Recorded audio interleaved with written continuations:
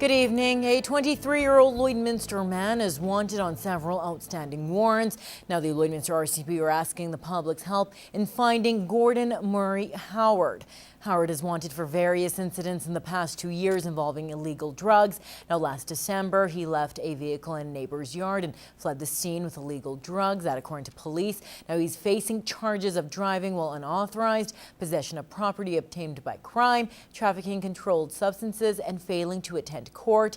He also faces weapon charges after shooting at a window of the vehicle he was driving in back in December of 2012. Now, RCMP say he's known to have ties with other communities and may not be in the Lloydminster area. Anyone with information is asked to contact RCMP at 306-825-6350. North Battleford RCMP are investigating after complaints of gunshots being fired in the 900th block of 110th Street early this morning. Police say no damage was found at the residence and a dark-colored two-door car was seen leaving the area. Now, no other details are available at the moment, but of course, anyone with information is asked to contact RCMP. Meanwhile, RCMP have identified the body found on the banks of the North Saskatchewan River near Payton last Thursday. Police say the remains were positively identified through dental records as 46-year-old Michael Anthony Moss from St. Albert. He was reported missing from Edmonton on November 18th of last year. The death is not considered suspicious.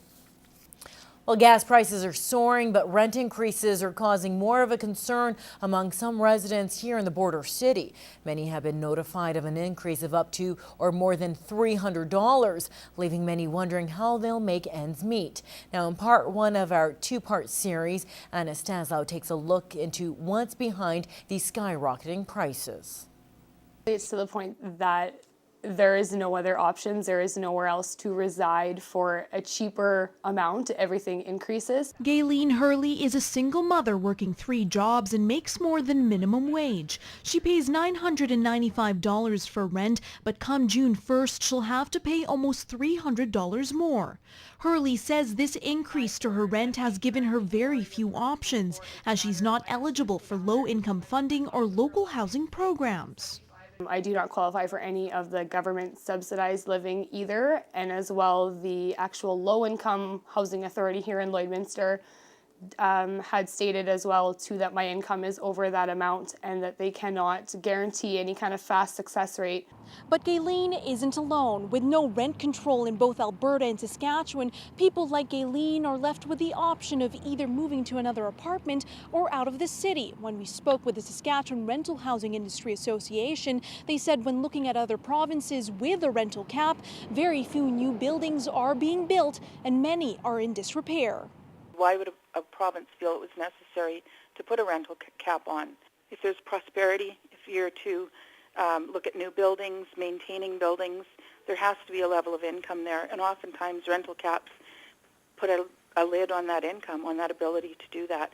Paula Simon says association members can give a 6-month notice of rent increase with the understanding that landlords won't abuse the system. I really try and emphasize that that is a privilege to have a 6-month notice of rent increase, and it is so that they can give at least some of the money in 6 months and then do another smaller rent increase in 6 months again. As for housing options, the city is working on several initiatives, including the Community Housing Initiative program. That's a partnership with local developers, a financial institution, and the province of Saskatchewan. So we're quite pleased with the progress on that pilot project, and we look forward to good things from that. Mayor Saunders adds he understands it's not easy to save for a down payment and that the city, together with other municipalities, are lobbying the federal government to develop more long-term housing. In a high heated economy such as the city of Lloydminster, it's very competitive in that marketplace where the demand is for quite a variety of housing options. And so the developers are satisfying both the high end and trying to integrate and accommodate the lower end housing. Herle hopes the government will take action or provide more options to combat this housing crunch.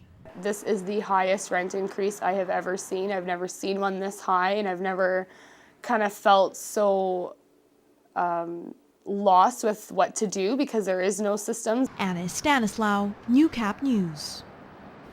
And you can tune in tomorrow at noon, 5 and 11 p.m. for part 2 of our 2-part series, as Anna Snowslow speaks to the business involved to get their take on why they are increasing rent.